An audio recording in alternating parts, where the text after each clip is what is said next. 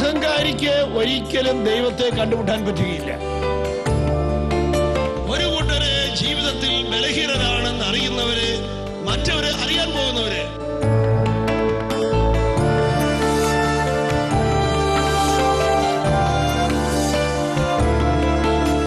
ഇങ്ങോട്ട് വേദനിപ്പിക്കുന്നവരെ സ്നേഹിക്കുന്നതിന് വിലയുണ്ട്, ഇങ്ങോട്ട് സ്നേഹം തരാത്തവരെ സ്നേഹിക്കുന്നതിന് വിലയുണ്ട്. കാരണം നമ്മുടെ കർത്താവായ യേശു ക്രിസ്തു അതിന്റെ വില കുരിശിൽ വെച്ചിരിക്കുകയാണ്. ഹല്ലേലൂയ.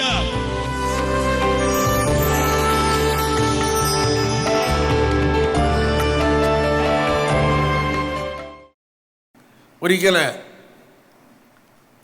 ഒരു സഹോദരൻ എൻ്റെ അടുക്കൽ വന്നിട്ട് പറഞ്ഞു, അച്ഛാ, എൻ്റെ വിവാഹം കഴിഞ്ഞിട്ട് 8 മാസമായി. ഇപ്പോഴാണ് ഞാൻ അറിഞ്ഞത് എൻ്റെ ഭാര്യ വീട്ടുകാർ എന്നെ വഞ്ചിച്ചു എന്നത്. ഞാൻ ചോദിച്ചു, എന്തു പറ്റി? അപ്പോൾ അദ്ദേഹം പറഞ്ഞു, അച്ഛാ, എൻ്റെ ഭാര്യയ്ക്ക് എന്നേക്കാൾ 1 വയസ്സ് കൂടുതലുണ്ട്. അതിപ്പോഴാണ് ഞാൻ അറിയുന്നത്. ഹല്ലേലൂയ. അവരത് ഒളിച്ചു വെച്ചാണ് കല്യാണം നടത്തിയത്. അപ്പം ഞാൻ പറഞ്ഞു, നിനക്ക് വയസ്സിൻ്റെ കാര്യത്തിൽ അങ്ങനെ വലിയ നിർബന്ധം ഉണ്ടായിരുന്നുവെങ്കിൽ ആരംഭത്തിൽ തന്നെ ചോദിക്കാൻ പാടില്ല എത്ര വയസ്സുണ്ടെന്ന്. അതെങ്ങനെയാണ് അങ്ങനെ ചോദിക്കുന്നത്?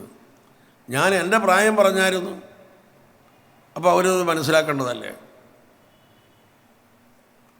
അവരതെല്ലാം മറച്ചു വെച്ചു. അപ്പം ഞാൻ ചോദിച്ചു, ഈ മാമോദിസ കുറി എന്ന് പറഞ്ഞൊരു സംഗതി ഉണ്ടല്ലോ, അതിനകത്ത് ചില ഡേറ്റൊക്കെ എഴുതി വെച്ചിട്ടുണ്ടല്ലോ, അപ്പോൾ അത് നീ കണ്ടില്ലേ? അപ്പം അവൻ പറഞ്ഞു, മാമോദിസ കുറിയൊക്കെ ഞാൻ കണ്ടു, പക്ഷേ ഈ ഡേറ്റ് മാത്രം നോക്കാൻ തോന്നിയില്ലെന്ന് പറഞ്ഞു. ഹല്ലേലൂയ. ബാക്കിയൊക്കെ ഞാൻ നോക്കി, അത് മാത്രം ശ്രദ്ധിച്ചില്ലെന്ന് പറഞ്ഞു. Hallelujah, hallelujah.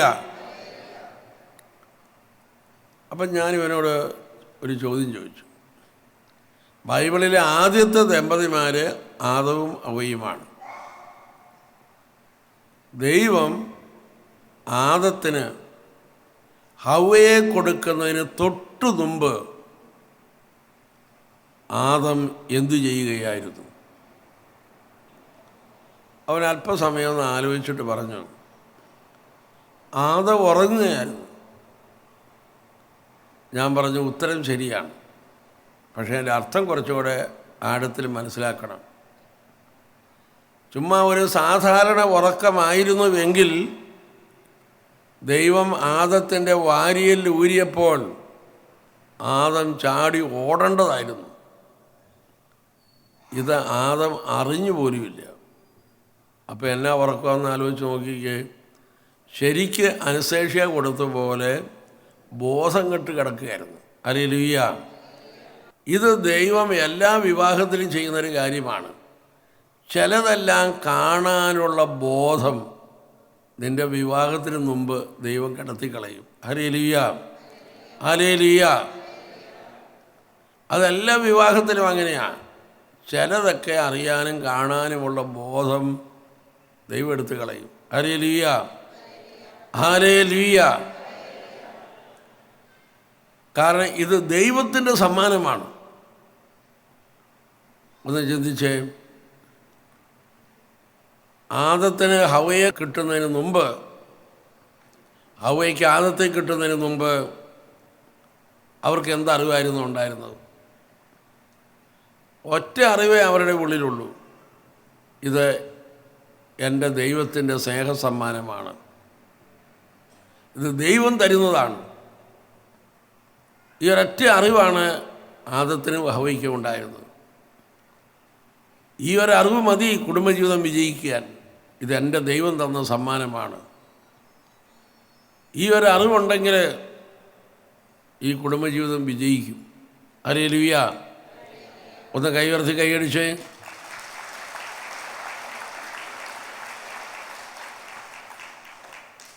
ചിലരെയൊക്കെ ഉള്ളിലുള്ള ധാരണ, വിവാഹത്തിന് മുമ്പ് കുറേയേറെ കാര്യങ്ങൾ അറിഞ്ഞു വേണം വിവാഹം കഴിക്കാൻ എന്നൊക്കെയാണ്. പക്ഷേ അതുകൊണ്ട് പലരും പ്രേമത്തിലേക്കൊക്കെ പോവുകയാണ്. നീ പ്രേമിക്കാൻ തുടങ്ങിക്കോ, പിന്നെ ജീവിത പങ്കാളിയെക്കുറിച്ച് നീ ഒന്നും പഠിക്കുകയില്ല. ചുമ്മാ വർത്തമാനം പറഞ്ഞ് നടക്കാം എന്നുള്ളതല്ലാതെ ജീവിത പങ്കാളിയെ സംബന്ധിച്ച ഒരു കാര്യവും നിനക്ക് കിട്ടാൻ പോകുന്നില്ല. ഹല്ലേലൂയ. പ്രിയപ്പെട്ടവരെ, ഇത് ദൈവത്തിൻ്റെ സമ്മാനമാണ് എന്ന അറിവ് മതി നമുക്ക്. ഹല്ലേലൂയ. ഒന്ന് കൈയടിച്ചേ.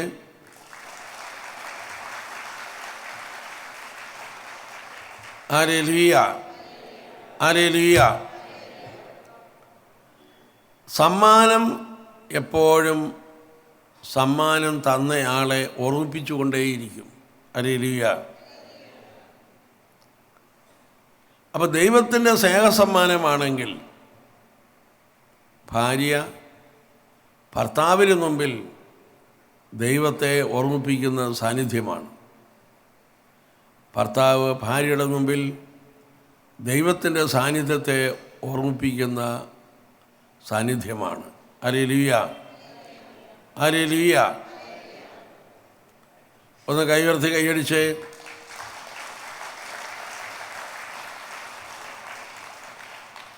ഹല്ലേലൂയ. സഹോദരങ്ങളെ,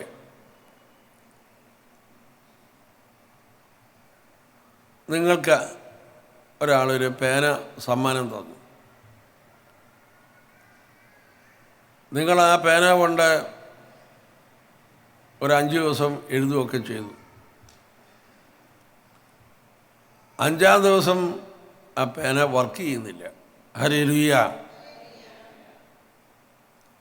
ഉടനെ നീ ആ പേനയുടെ നേരെ നോക്കി കുറേ തെറി പറഞ്ഞു.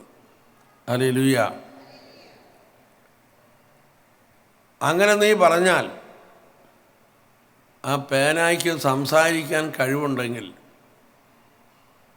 ആ പേന നിന്നോട് പറയും, നീ എന്തിനാ എന്നെ തെറി പറഞ്ഞത്? ഞാനിതാണ്. എന്നെ തിരഞ്ഞെടുത്ത് നിനക്ക് തന്നത് ആരാണ്? അവിടെ ചെന്ന് പറ. എന്നെ തിരഞ്ഞെടുത്തുകൊണ്ട് ഞാനല്ലാതാകുന്നില്ല, ഞാനിതാണ്. ആ എന്നെ നിനക്ക് തിരഞ്ഞെടുത്ത് തന്നത് ആരാണ്? നീ അവിടെ ചെന്നാണ് പറയേണ്ടത്. Hallelujah, hallelujah. അപ്പം അതുകൊണ്ട് എൻ്റെ ജീവിത പങ്കാളി ദൈവത്തിൻ്റെ സമ്മാനമാണെന്ന് മനസ്സിലാക്കുന്നവർ, ജീവിത പങ്കാളിക്ക് പിന്നീട് എന്തെങ്കിലും കുഴപ്പമോ കുറവോ ഒക്കെ ഉണ്ടെന്ന് തോന്നിയാൽ നീ പറയേണ്ടത് ആ സമ്മാനം തന്നയാളോടാണ്. ഹല്ലേലൂയ. അപ്പം പറയേണ്ടത് ആരോടാ? ദൈവത്തോടാണ് പറയേണ്ടത്. ഹല്ലേലൂയ. ഇനി ശ്രദ്ധിച്ചേ, ദൈവത്തോടെങ്ങാനും നീ പറയുകയാണ്, ദൈവമേ ഇതെന്താ ഇങ്ങനെ എന്ന് ചോദിച്ചാൽ ദൈവം പറയുന്ന മറുപടി എന്താണെന്നറിയാമോ? ഹല്ലേലൂയ. നിനക്ക് ഞാൻ ഈ സമ്മാനം മാത്രമല്ല നൽകിയത്, ഈ സമ്മാനം ഉണ്ടാക്കിയ ഞാൻ ഈ സമ്മാനത്തിൻ്റെ കൂടെ വന്നിട്ടുണ്ട്. ഹല്ലേലൂയ. ഇപ്പം നമ്മളൊരു മെഷീൻ വാങ്ങിക്കുമ്പോൾ ആ മെഷീൻ ഉണ്ടാക്കിയ മെക്കാനിക്ക് കൂടി മെഷീന് കൊടുത്തി പോന്നാലോ പിന്നെ നമുക്ക് മെഷീനെക്കുറിച്ചൊന്നും പറയേണ്ട കാര്യമില്ല. Hallelujah, hallelujah. പിന്നെ പരാതിയുടെ കാര്യമില്ല. ഹല്ലേലൂയ. കാരണം അത് ഉണ്ടാക്കിയ ആൾ അതിൻ്റെ കൂടെ ഉണ്ട്. ഹല്ലേലൂയ. അപ്പോൾ മനസ്സിലാക്കണം, ഈ വിവാഹം കഴിക്കുന്നതോടുകൂടി ഈ സമ്മാനം തന്നയാൾ നമ്മുടെ കർത്താവായ ഈശോ ആ സമ്മാനത്തിൻ്റെ കൂടെ മരണം വരെയും വസിക്കുന്നു എന്നതാണ് നമ്മൾ മനസ്സിലാക്കേണ്ടത്. ഹല്ലേലൂയ. കാരണം ഇതൊരു കൂദാശയാണ്. ഹല്ലേലൂയ. ഇത് 3 പേരുടെ ബന്ധമാണ്. ഹല്ലേലൂയ. അതുകൊണ്ട് വെറും ഒരു സമ്മാനം തന്നുവിട്ട് ദൈവം രംഗത്ത് നിന്ന് മാറി നിൽക്കുകയല്ല, അവിടെ നിന്ന് കൂടെ പോന്നിരിക്കുകയാണ്. ഇത് 3 പേരുടെ ബന്ധമാണിത്. ഒന്ന് കൈയുയർത്തി കൈയടിച്ചേ.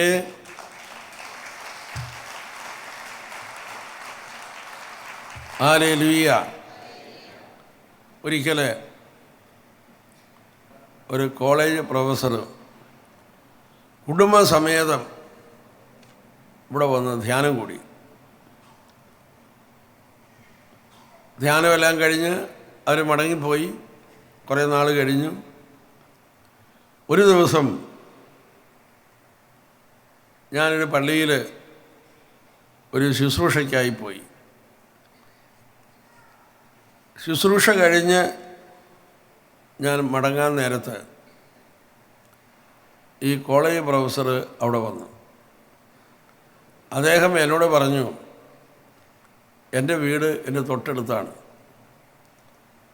അപ്പോൾ അച്ഛൻ വീട് വരെ ഒന്ന് വാ എന്ന് പറഞ്ഞു. ഹല്ലേലൂയ.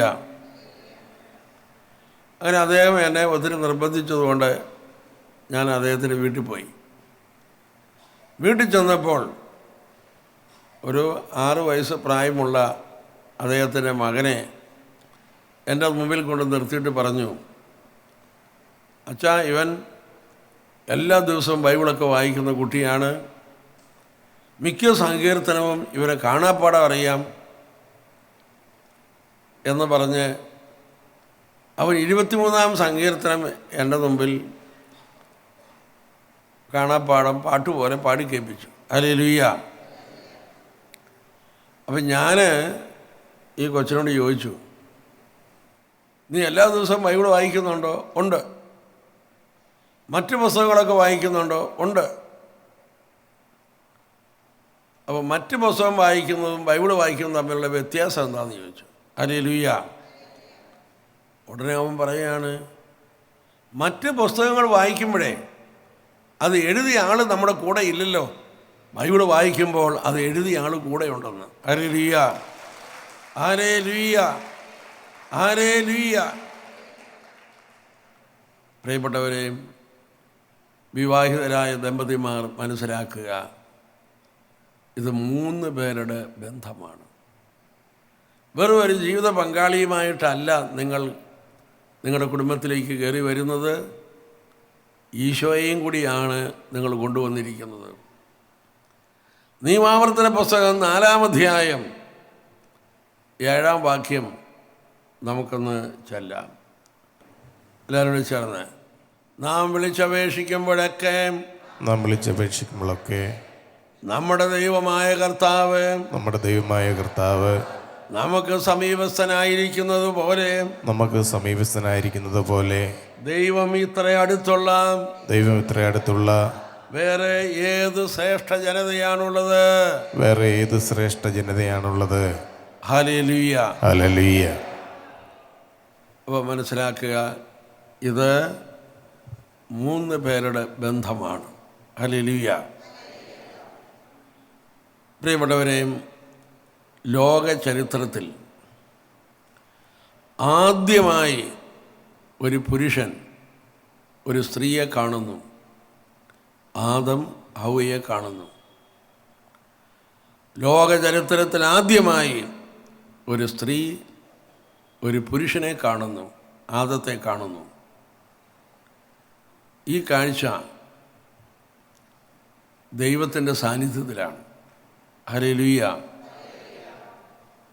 അതിലൂടെ ഒരു കാര്യം നമ്മളെ ബോധ്യപ്പെടുത്തുന്നു, ഈ ഭൂമിയിൽ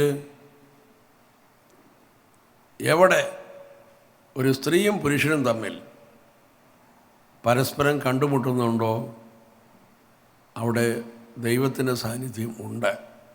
ഹല്ലേലൂയ. ദൈവത്തിൻ്റെ ഈ സാന്നിധ്യത്തെ നിഷേധിച്ചുകൊണ്ട്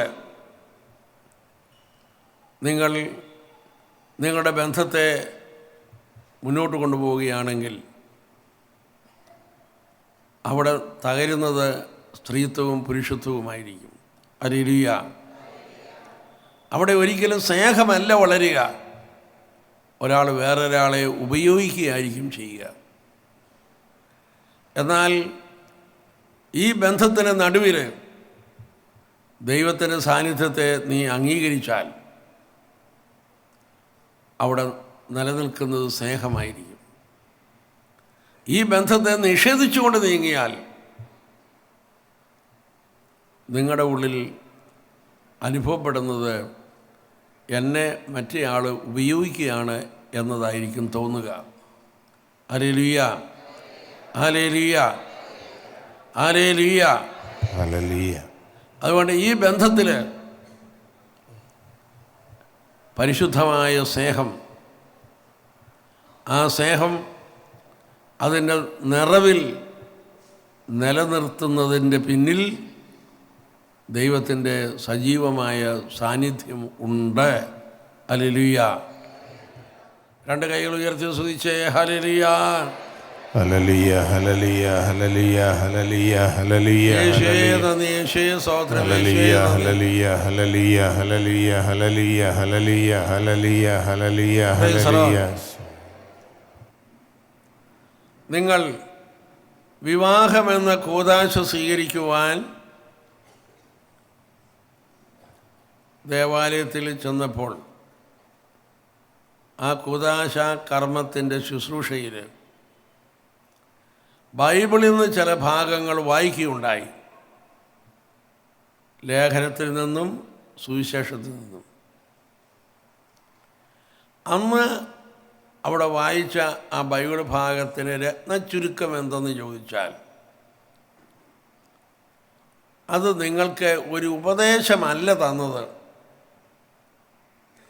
വിവാഹിതരാകാനായിട്ട് വന്നു നിൽക്കുന്ന നിങ്ങളുടെ മുമ്പിൽ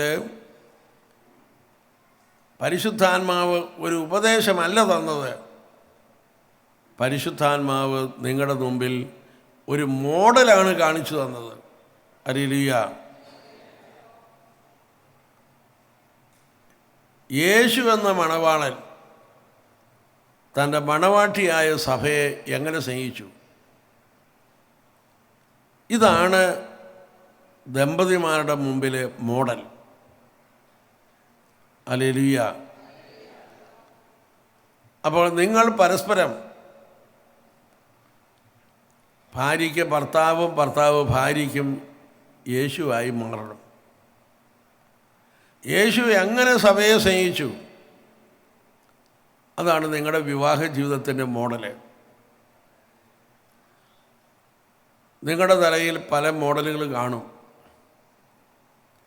ചിലരുടെ തലയിൽ മാതാപിതാക്കന്മാരായിരിക്കും മോഡല്, ചിലരുടെ തലയിൽ അയൽവക്കത്തുള്ള ചില കുടുംബങ്ങളൊക്കെ ആയിരിക്കും മോഡല്, വേറെ ചിലരുടെ തലയിൽ അവർ വായിച്ച നോവലിലെ ചില കഥാപാത്രങ്ങളായിരിക്കും മോഡല്, വേറെ ചിലരുടെ തലയിൽ സിനിമയിലെ ചില കഥാപാത്രങ്ങളൊക്കെ ആയിരിക്കും മോഡല്. എന്നാൽ അറിഞ്ഞുകൊള്ളുക, ഇതൊന്നും മോഡലല്ല, ഒരൊറ്റ മോഡലേ ഉള്ളൂ. അത് യേശു എന്ന മണവാളൻ തൻ്റെ മണവാട്ടിയായ സഭയെ സ്നേഹിച്ച മോഡലാണ് മോഡൽ. Hallelujah, hallelujah. ഒന്ന് കൈയുയർത്തി കൈയടിച്ചേ.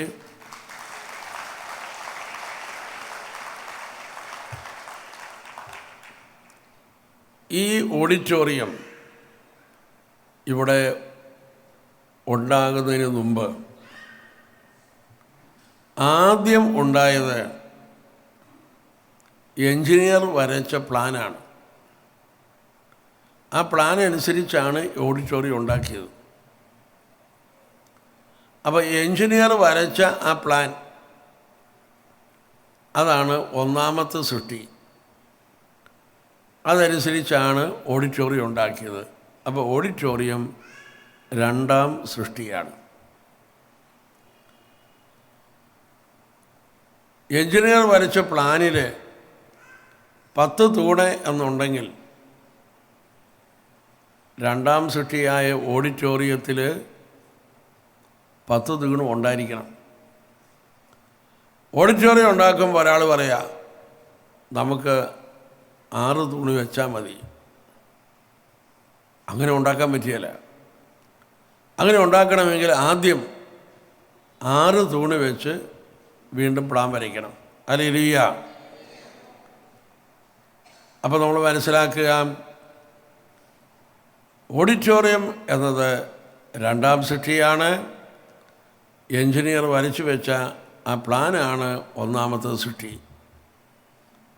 ഒന്നാമത്തെ സൃഷ്ടിയിൽ മാറ്റം വരുത്താതെ രണ്ടാം സൃഷ്ടിയിൽ മാറ്റം വരുത്താൻ സാധിക്കുകയില്ല. നമ്മൾ അറിഞ്ഞിരിക്കുക, നമ്മുടെ ഉള്ളിൽ കിടക്കുന്ന മോഡലാണ് ഒന്നാം സൃഷ്ടി. ആ മോഡലിൽ മാറ്റം വരുത്താതെ പ്രവൃത്തിയിൽ മാറ്റം വരികയില്ല. ഹല്ലേലൂയ. അപ്പോൾ നമ്മുടെ പ്രവൃത്തിയിൽ എന്തെങ്കിലും മാറ്റം വരുത്തണമെങ്കിൽ നമ്മുടെ ഉള്ളിൽ കിടക്കുന്ന മോഡൽ മാറ്റണം. ഇത് തമ്മിലുള്ള ബന്ധം നിങ്ങൾ മനസ്സിലാക്കണം. ഹല്ലേലൂയ. ഉള്ളിൽ ഒരു മോഡൽ കിടക്കുകയും പ്രവൃത്തിയിൽ മാറ്റം വരുത്താൻ ശ്രമിക്കുകയും ചെയ്താൽ ആ മാറ്റം ഒരിക്കലും നിലനിൽക്കില്ല. അല്പസമയത്തേക്ക് മാത്രമേ നിൽക്കുകയുള്ളൂ. അപ്പോൾ അതുകൊണ്ട് നമ്മുടെ പ്രവൃത്തിയിൽ മാറ്റം വരണമെങ്കിൽ നമ്മുടെ ഉള്ളിൽ കിടക്കുന്ന മോഡൽ മാറ്റണം. ഒന്ന് കൈ ഉയർത്തി കൈയടിച്ച്.